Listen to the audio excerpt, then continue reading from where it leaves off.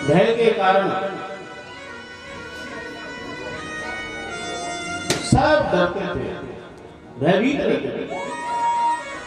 एक बार अपने परिजनों को साथ में लेकर के भ्रमण करने के लिए त्रिकुटाचल पर्वत से नीचे आया। प्यास से व्याकुल हुआ, जल की खोज करने लगा। सुदूर हरे भरे वृक्ष दिखाई दिए, वहां पहुंचा। क्या देख रहा है कि एक निर्मल जल से युक्त एक सरोवर परिपूर्ण जल से भरा हुआ है। देख करके बड़ा हर्ष हुआ, तृप्त होकर के जलपान किया। इच्छा हुई कि अब इसमें स्नान करना चाहिए। प्रवेश कर गया सरोवर, खूब स्नान करने लगा। पत्नियों को भी बुला लिया, बच्चों को भी बुला लिया। इतना मदमस्त हो गया, कभी सूंड में जल भरता पत्नियों के ऊपर छोड़ता, कभी सूंड में जल भरता बच्चों के ऊपर छोड़ देता। बहुत समय व्यतीत हो गया, पत्नियां भी बाहर आ गई, बच्चे भी बाहर आ गए, लेकिन ये फिर भी स्नान ही करता रहा। सुखदेव जी कहते हैं, परीक्षित उसी सरोवर के मध्य में एक ग्राह रहता था, मगरमच्छ। जब जल के अंदर उथल पुथल हुई तो उस ग्राह ने क्या किया, गजेंद्र का पैर पकड़ लिया और अपनी ओर खींचने लगा, शक्ति लगा करके। गजेंद्र ने प्रयास किया, किसी जलचर ने मेरा पैर पकड़ लिया है, अभी मुझे पहचानता नहीं है। अरे जब मुझे पहचानेगा तो क्षमा मांगेगा। महाराज मुझसे गलती हो गई, मैं पहचान नहीं पाया, आप महाराज गजेंद्र हैं, मैं प्रणाम करता हूं।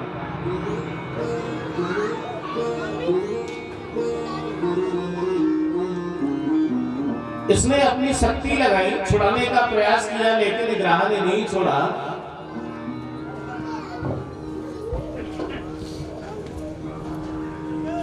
फिर शक्ति लगाई, थोड़ी दूर तक चला, किनारे लगा।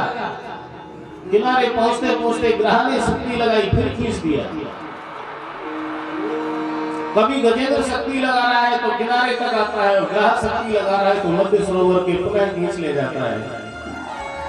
अपनी शक्ति से जब ये परास्त हो गया, पत्नी और बच्चों को याद करने लगा, आओ मेरी रक्षा करो, किसी जलचर ने मेरा पैर पकड़ लिया है।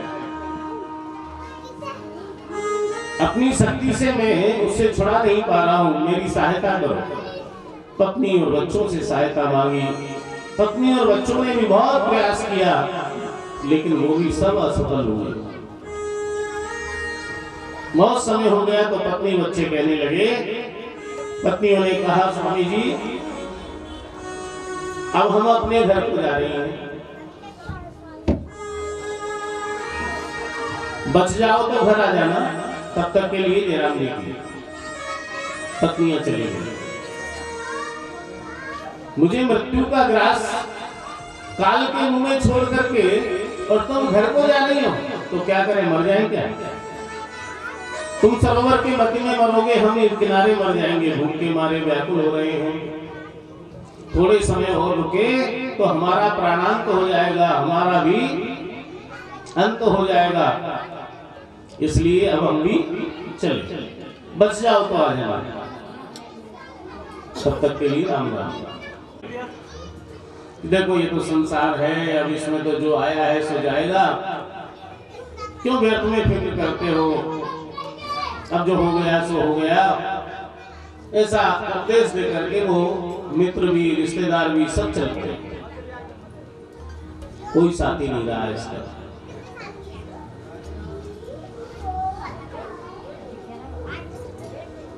अब ये विचार करने लगा, जिनके लिए पूरा जीवन लगा दिया, पाप किया, अत्याचार किया, हिंसाएं की और इन पत्नियों का, बच्चों का पोषण किया, और आज ये मुझे काल का ग्रास काल के मुंह में छोड़ करके और चले गए, मुड़ करके भी नहीं देख रहे हैं। मैंने अपना जीवन बर्बाद कर लिया। लेकिन भैया बहुत देर हो गई, गवाते गवाते उम्र पार कर दी, बहुत समय व्यतीत हो गया। अब पछताए होता क्या जब चिड़िया चुग गई खेत। बहुत समय व्यतीत हो गया, मैंने पूरा जीवन ही बर्बाद कर दिया। अब तो अंत समय आ गया, मैंने कभी कोई सत्कर्म नहीं किया।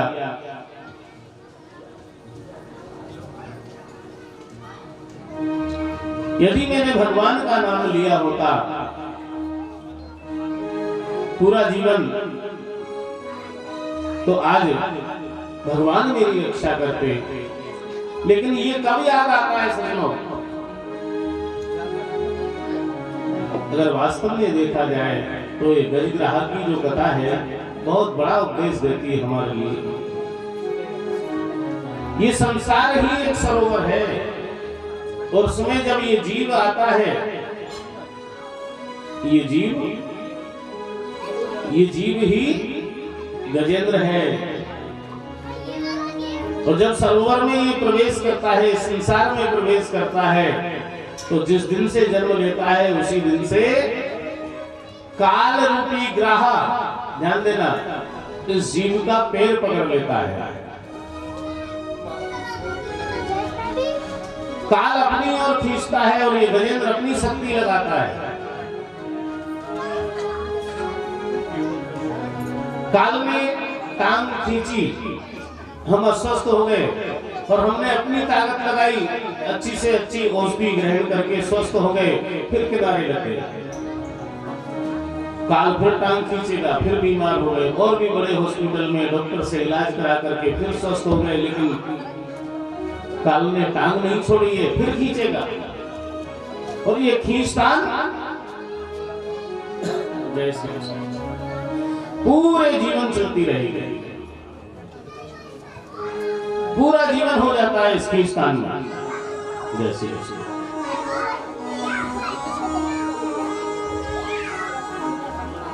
पूरा ही जीवन लगा देते हैं। बोलिए कृष्ण कन्हैया लाल की। तब जाकर के हमें याद आता है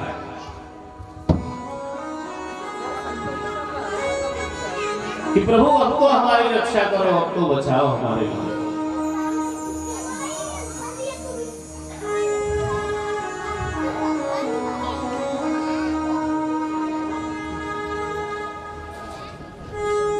जो भर सूर रही जल ऊपर, तब हरि नाम उचारो।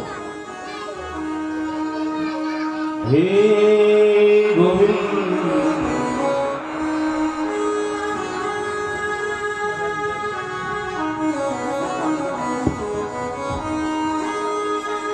हे गोपाल, हे गोविंद, हे गोपाल, हे गोविंद, हे गोपाल, अब तो जीवन हारे। हे गोविंद, हे गोपाल, हे गोविंद, हे गोपाल,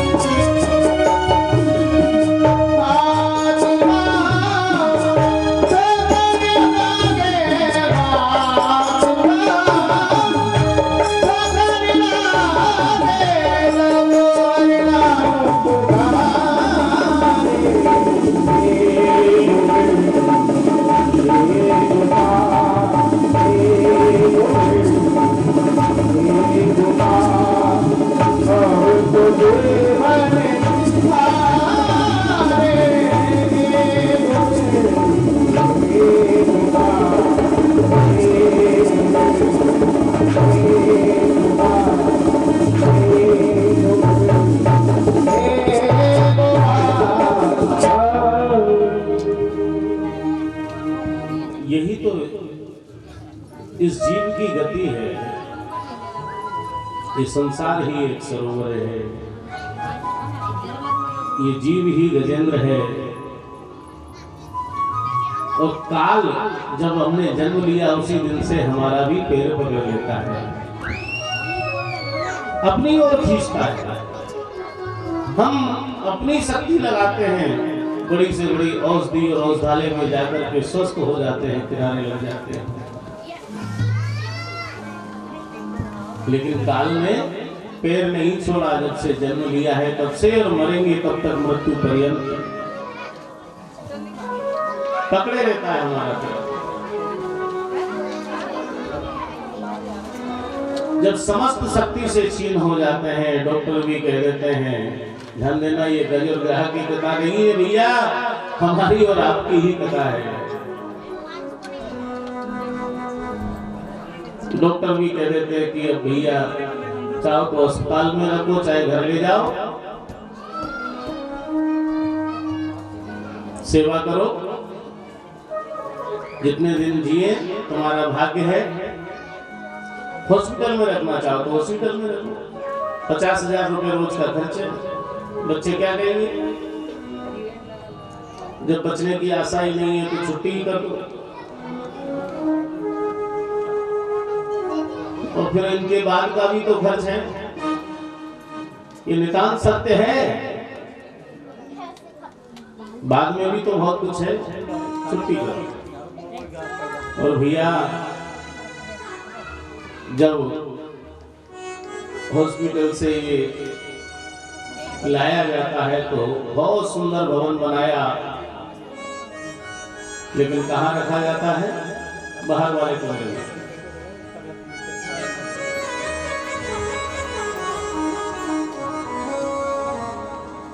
जल का पात्र भर के रख दिया, मटका, पानी बीत गया, मांगने लगा, पानी पानी पानी, प्यास लग रही है, बहू पानी दो, पानी दो। बहू पानी तो देगी, लेकिन झुंझलाते होंगे।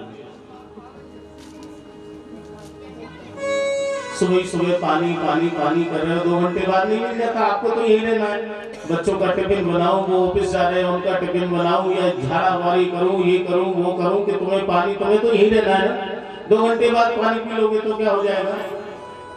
लो ये पानी। जैसे गजेंद्र के लिए काल के मुंह में छोड़ करके पत्नियां अपने घर को चली गई, उसी प्रकार से हमारी भी स्थिति वही हो जाती है। क्या कि जब बहुत समय बिस्तर पर पड़े पड़े हो जाता है तो वो जो पत्नी है वो भी कहती है, भगवान अब तो इनको, आगे जो समझ गए वो नहीं समझे उनको समझा देना भैया।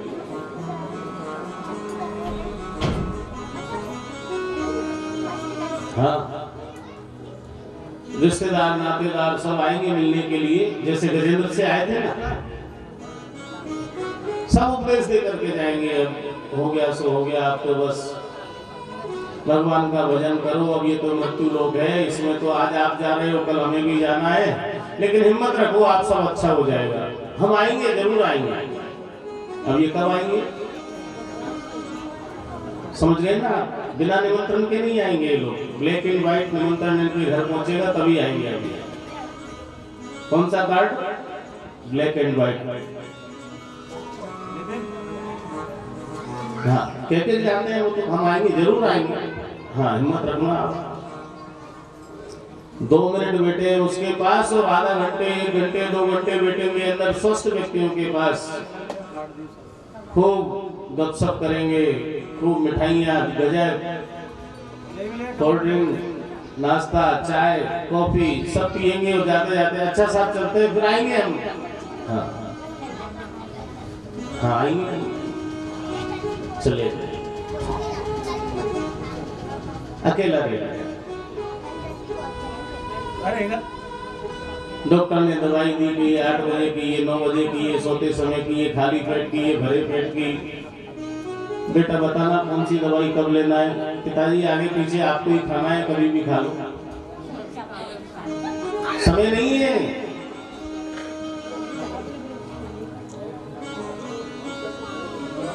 तब वही विचार करता है जीव जो गजेंद्र कर रहा है कि इनके लिए पूरा जीवन लगा दिया।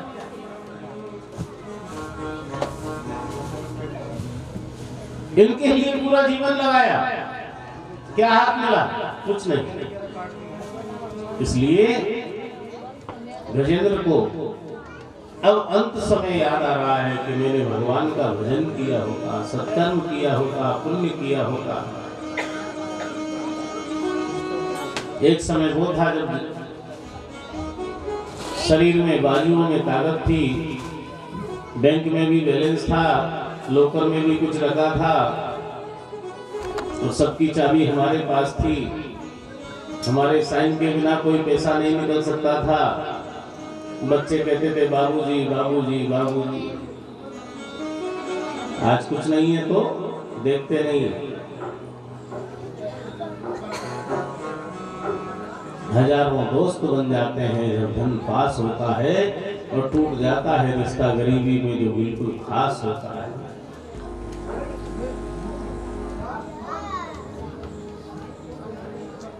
एक समय वो था जब शरीर में ताकत थी और जेबों में भी गर्माहट थी। तो दूर के रिश्तेदार भी कहते थे कि वो हमारे फूफा जी लगते हैं, वो हमारे काका जी लगते हैं, वो हमारे मामा जी लगते हैं। और परिवार वाले मात कहे मेरो पूत सपूत, और बहन कहे मेरो सुंदर भैया।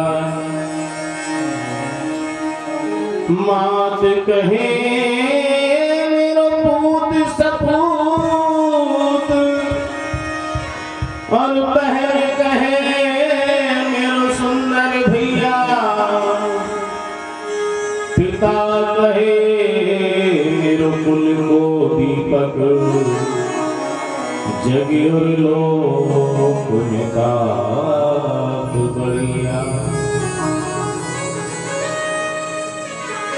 और श्रीमती जी क्या कह रही हैं? पत्नी कहे मेरो प्राण प्रिय, जिन पर बलिहार निमित ले बलिया। तुलसीदास विचार कहे सब स्वार्थ के ये नाते भैया। ये सब स्वार्थ के नाते हैं, कोई किसी का नहीं है।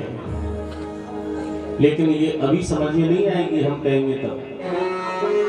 जब आप उस रास्ते से गुजरोगे तब याद आएगा गजेंद्र की कथा। लेकिन उस समय नहीं बच पाएगा। इसलिए भैया जागो।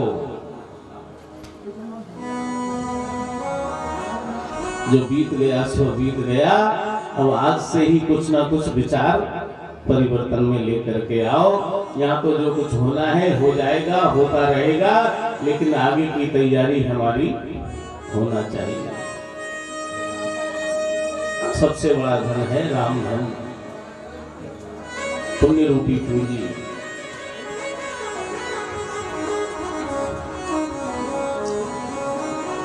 जो भर सूर रही जल ऊपर, तब हरि नाम उचारो।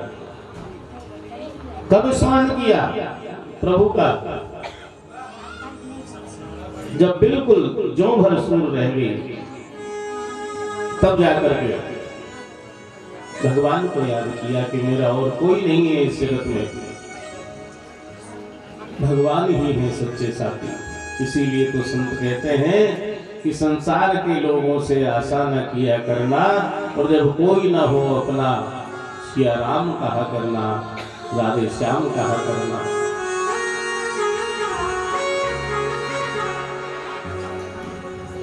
ये सोच अरे बंदे ये देश बेगाना है, और इस दुनिया में आकर वापस भी जाना है।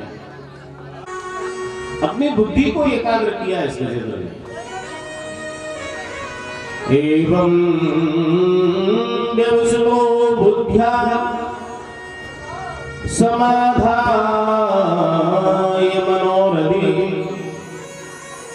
जजाप परमं जाप्यं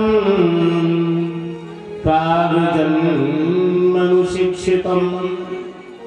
अपनी बुद्धि को एकाग्र किया और एकाग्र करके भगवान की स्तुति करने लगा,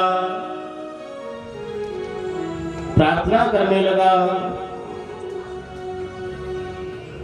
करनी करने अंग संग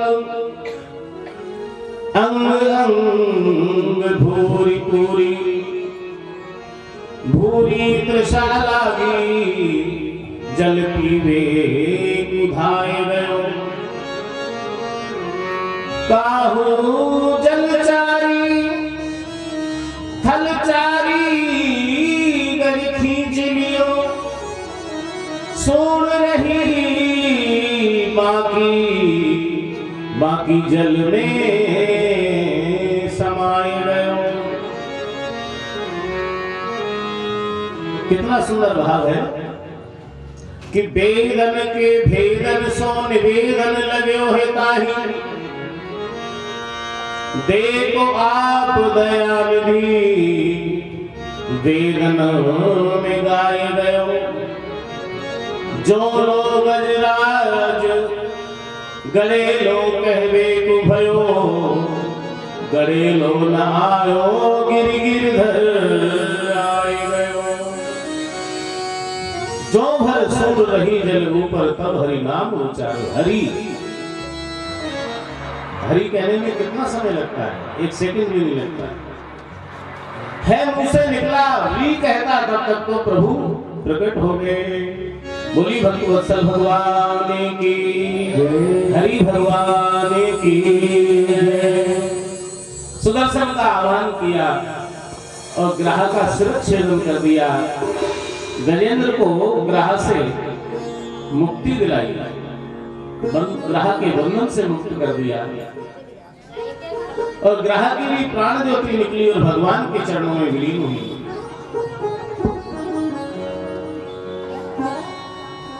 गजेंद्र ने बहुत सुंदर स्तुति की। सौंत सरस्वरु बले न गृहीते आर्तो दृष्ट्वा गरुडमतिहरं प्रउपात चक्रम्। ओक्षिप्य साम्बुदिवरं गिरिमाह कृष्णा नारायणो अखिल गुरो भगवन् नमस्ते। गजेंद्र समझ गया प्रभु कितने दयालु हैं। संसार के लिए कितना चिल्लाया, कितना पूरा जीवन बर्बाद कर दिया, किसी ने साथ नहीं दिया और एक बार हरि स्मरण किया और प्रभु आकर के मेरी रक्षा कर रहे हैं। जीवन में बहुत बड़ी भूल हो गई, लेकिन भैया बहुत समय हो गया। गवाते गवाते उम्र पार कर गई।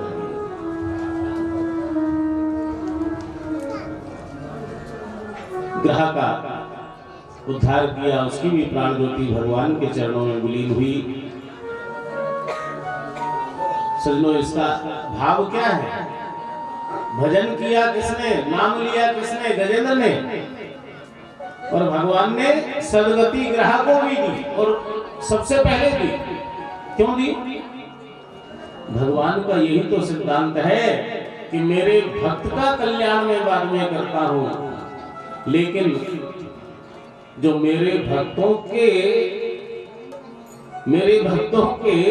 जिसने चरण पकड़ रखे हैं, मेरे भक्तों के, मेरे दासों के भी जो दास हैं, उनका कल्याण मैं पहले करता हूं, उनका उद्धार पहले करता हूं।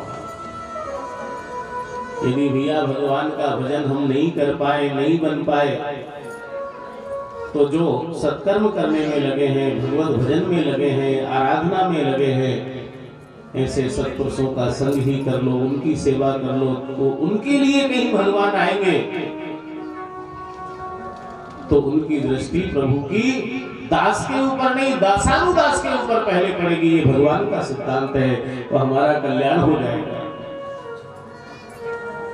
तो अगर भजन भी नहीं कर पाए तो जो भजन कर रहे हैं उनकी सेवा कर लो, तो कल्याण हो जाएगा। गजेंद्र उपाख्यान कहकर के श्रवण कराया। कथानक को आगे बढ़ाते हुए एक बार की बात कि दुर्वासा ऋषि भगवान वैकुंठनाथ के दर्शन के लिए वैकुंठ में पधारे। दुर्वासा ऋषि का अभिवादन करने के लिए स्वागत करते हुए भगवान नारायण ने क्या किया, अपनी पहनी हुई माला दुर्वासा ऋषि को पहनाई। दुर्वासा ऋषि विचार करने लगे कि भगवान की प्रसादी माला क्या करती है, भगवान का प्रसाद क्या करता है। यश, कीर्ति, श्री, विद्या और बल बढ़ाती है। तो हम क्या करेंगे इसका? ना हमें बल की आवश्यकता है, न शक्ति की आवश्यकता है। अरे चलो चलते हैं। इंद्र को ये माला पहनाते हैं तो वो और भी शक्तिशाली हो जाएगा। इंद्र का भला करने के लिए दुर्वासा ऋषि वैकुंठ से स्वर्ग को पधारे और इंद्र को वो भगवान की प्रसादी माला इंद्र को पहनाई। इंद्र देवेंद्र है, देवताओं के राजा हैं। उनके मन में ये भाव आया कि देखो ये पंडित जी को शर्म नहीं आती, अपनी पहनी हुई माला मुझे पहना रहे हैं, मैं देवताओं का राजा। उतार करके अपने हाथी ऐरावत को पहना दी वो माला। ऐरावत ने सूंड से उस माला को उतारा और घुमाते हुए नीचे पटक दिया। चकनाचूर हो गई वो माला। उस माला की दुर्दशा देख करके दुर्वासा ऋषि को क्रोध आ गया और श्राप दे दिया कि इंद्र, तुम्हें अपने पद का, प्रतिष्ठा का, अपने मान सम्मान का और राजा होने का अहंकार है। आज तुमने भगवान की प्रसादी माला का अपमान किया है। जाओ, हमारा श्राप है कि जैसी दुर्गति तुमने भगवान की प्रसादी माला की है, उससे भी कहीं अधिक दुर्गति तुम्हारी हो जाएगी। ऐसा कहा। सज्जनों, ये ध्यान रखना चाहिए, कोई भी महापुरुष, संत पुरुष, गुरुजन, ब्राह्मण या भगवान की कोई भी प्रसादी माला या कोई भी प्रसाद हमारे पास आ जाए तो भूल से भी उसका अपमान ना हो जाए। चाहे वो इंद्र ही क्यों ना हो, वो भी संकट में आ जाता है। जो भी प्रसाद मिला अहो भाग्य समझ करके ग्रहण करना चाहिए, लाखों में ना आए, उसका अपमान ना हो जाए, विशेष ध्यान रखना चाहिए इस बात का। प्रसाद का शाब्दिक अर्थ क्या है? प्रसाद और द, तीन शब्दों से नाम बना प्रसाद।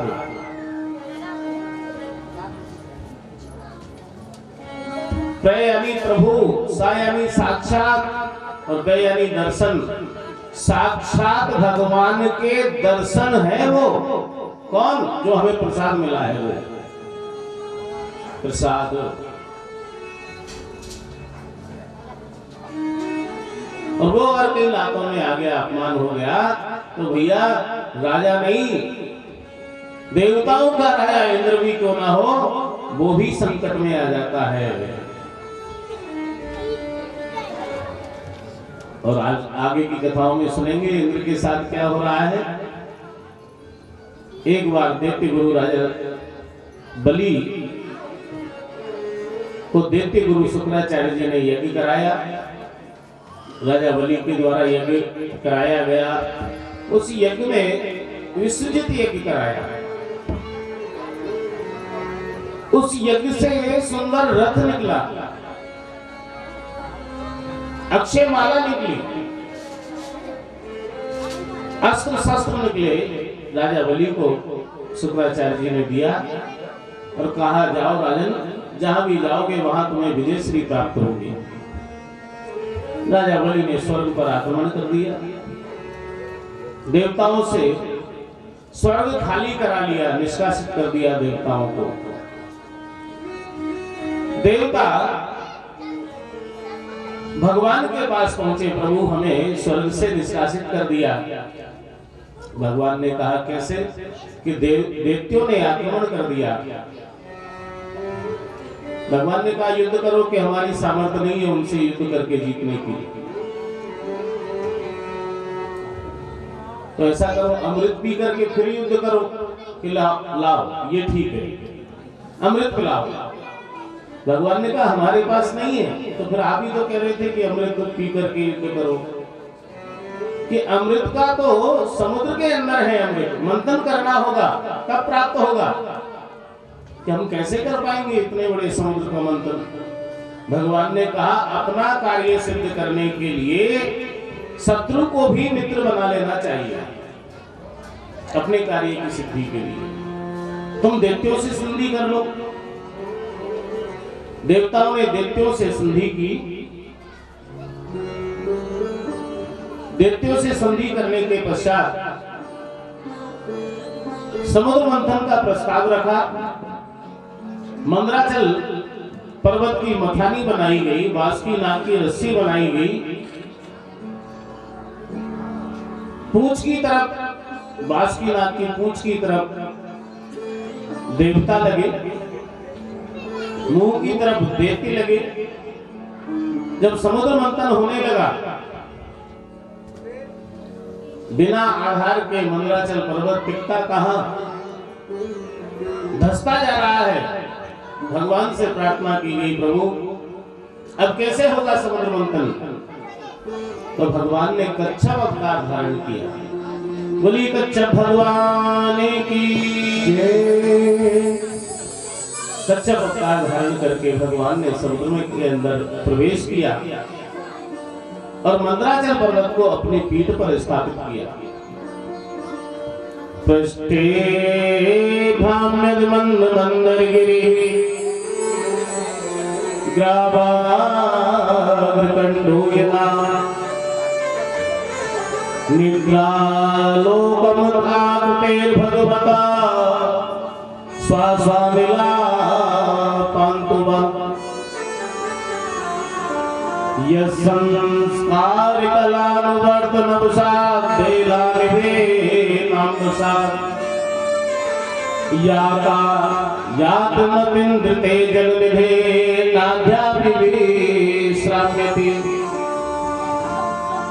भगवान ने समुद्र के अंदर प्रवेश किया, मंदराचल पर्वत को पीठ के ऊपर धारण किया और जब समुद्र मंथन होने लगा, भगवान को नींद आ गई। लंबी लंबी श्वासें लेने लगे तो समुद्र के अंदर ज्वार भाटा उठने लगा। समुद्र मंथन हुआ तो सबसे पहले विष निकला। समुद्र मंथन तो किया था अमृत के लिए, लेकिन निकल आया विष। देवते कहने लगे आप ले लीजिए देवताओं से। देवताओं ने कहा नहीं आप ही ले लीजिए।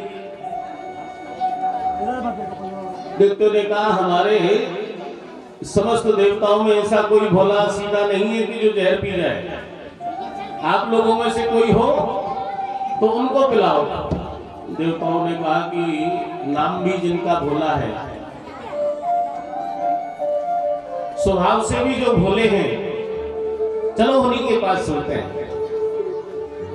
देवता और देवती मिलकर के भगवान भोलेनाथ के पास पहुंचे। आग्रह किया प्रभु अभी अभी समुद्र मंथन किया है और ये विष निकला है, प्रभु कृपा करें। भगवान भोलेनाथ ने जन कल्याण के लिए समुद्र से निकले हुए हलाहल विष का पान किया, लेकिन उस विष को हृदय में नहीं उतारा, न मुंह में रखा, कंठ में रख लिया। भगवान भोलेनाथ का कंठ नीला हो गया और भगवान शिव का एक और नाम बढ़ गया। बोली नीलकंठ भगवान की। भगवान स्वयं नीलकंठेश्वर महादेव हो गए। क्या शिक्षा देना चाहते हैं भगवान भोलेनाथ इस विश्व में पान करके? भगवान भोलेनाथ बताना चाहते हैं कि भैया जीवन में जीव को, इंसान को कई कई बार विष पान करना पड़ता है। हाँ? कई बार जीवन में जहर पीना पड़ता है, लेकिन उस जहर को रखना कहाँ चाहिए? कंठ में।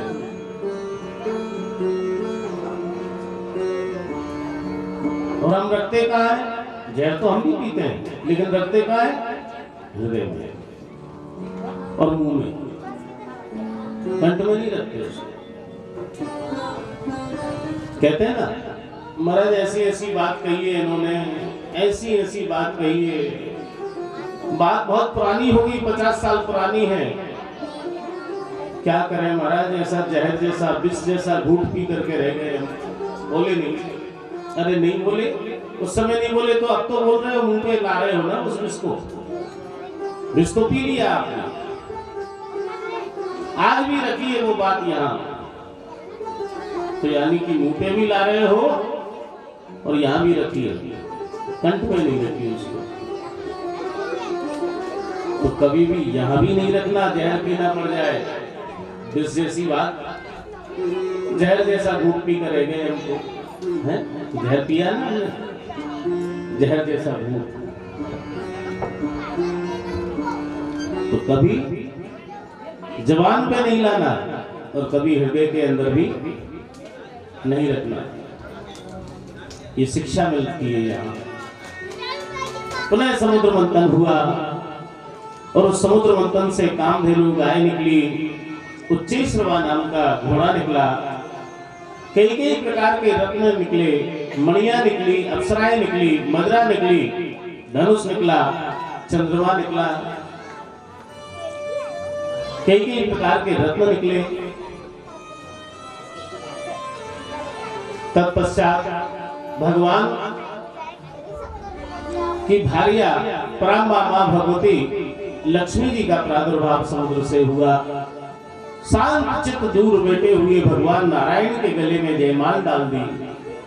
बोली लक्ष्मी नारायण भगवान की जय। तत्पश्चात भगवान धन्वंतरी का प्रादुर्भाव हुआ। ये भी भगवान नारायण का ही अवतार है। अमृत कलश को लेकर के प्रकट हुए। देवता और देवते कहने लगे हम पिएंगे, हम पिएंगे, अहम पूर्वम, पहले हम, पहले हम। आपस में झगड़ने लगे। भगवान के सेवक गरुड़ उस अमृत कलश को लेकर के उड़े। जहां जहां पर अमृत की बूंदें गिरी, आज भी कुंभ के महापर्व लगते हैं। हरिद्वार, प्रयाग, नासिक और अवंतिका लौट करके वृंदावन में आकर के विश्राम किया। तो 12 वर्ष में एक बार वृंदावन में भी कुंभ लगता है। हरिद्वार के कुंभ से पहले राजा बलि ने उस अमृत कलश को अपने अधीन कर लिया। देवता व्याकुल हो गए कि जिसके लिए इतना परिश्रम किया था वो अमृत कलश देवताओं के हाथ में पहुंच गया, अब हमें कैसे मिलेगा? अब तो भगवान ही कोई लीला करे तो प्राप्त हो सकता है, अन्यथा नहीं।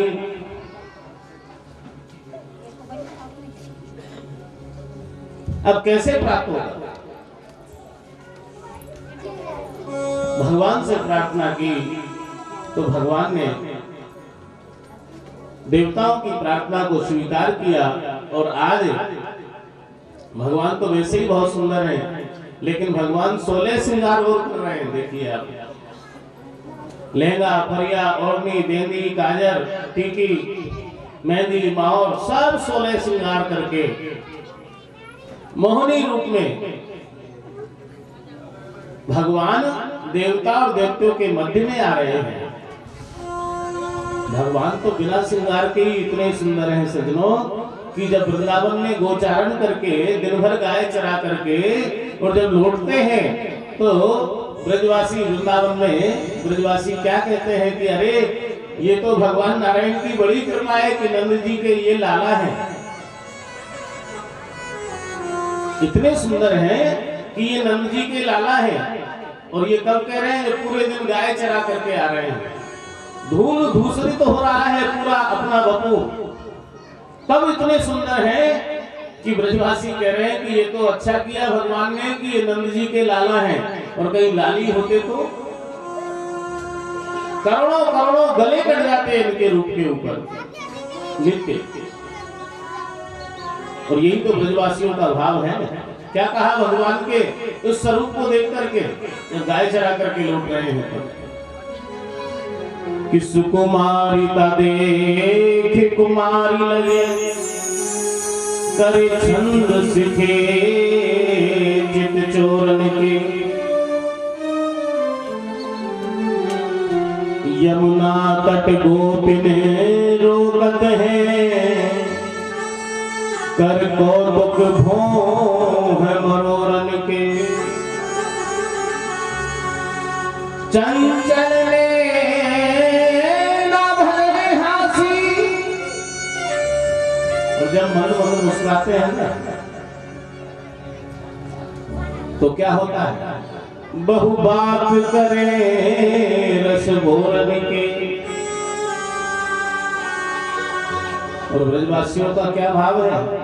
अरे नंदलाल कहीं तुम होते नली तो गले कट जाते करोड़न के। ये तो भगवान ने अच्छा किया कि नंद जी के तुम लाला हो। और वही भगवान जब 16 श्रृंगार कर ले उनके रूप के उनके सौंदर्य के वर्णन करने की शेष और शारदा में भी सामर्थ्य नहीं है।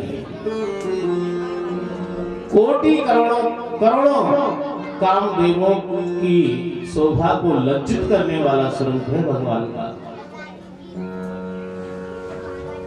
आज वही भगवान मोहिनी बन करके जब देवता और देवताओं के मध्य में आ रहे हैं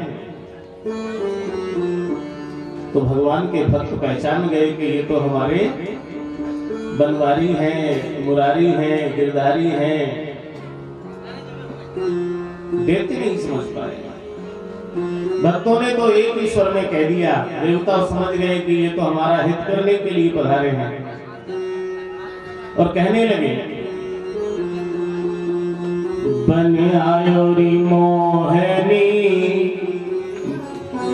बनवारी बन आयो रे बन आयो रे मोहनी बनवारी बन आयो रे बन आयो रे मोहनी बनवारी बन आयो रे बन आयो रे मोहनी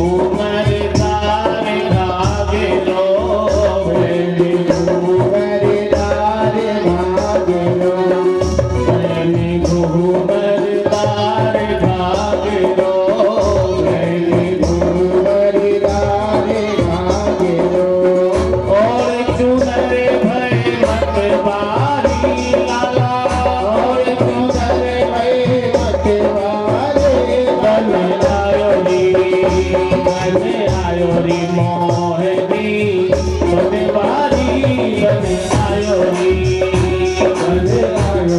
मोहनी बनवारी बन आयो नी बन आयो नी होरे बन आयो रे मोहनी बनवारी बन आयो नी बन आयो नी मोहनी बनवारी बन आयो नी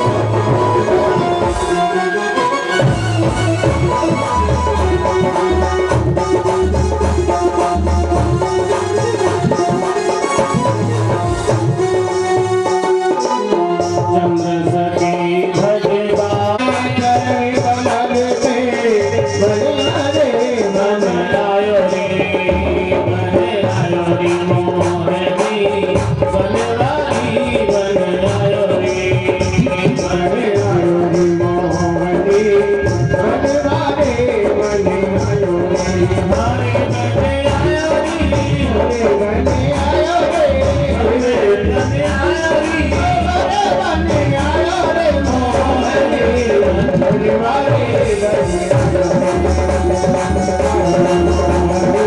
बन आयो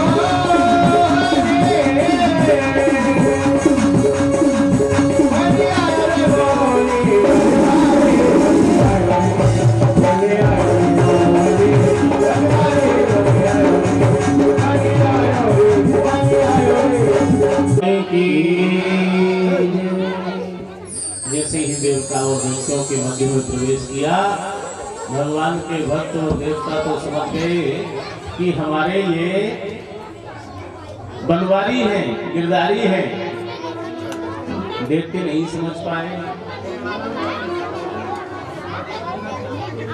राजा बलि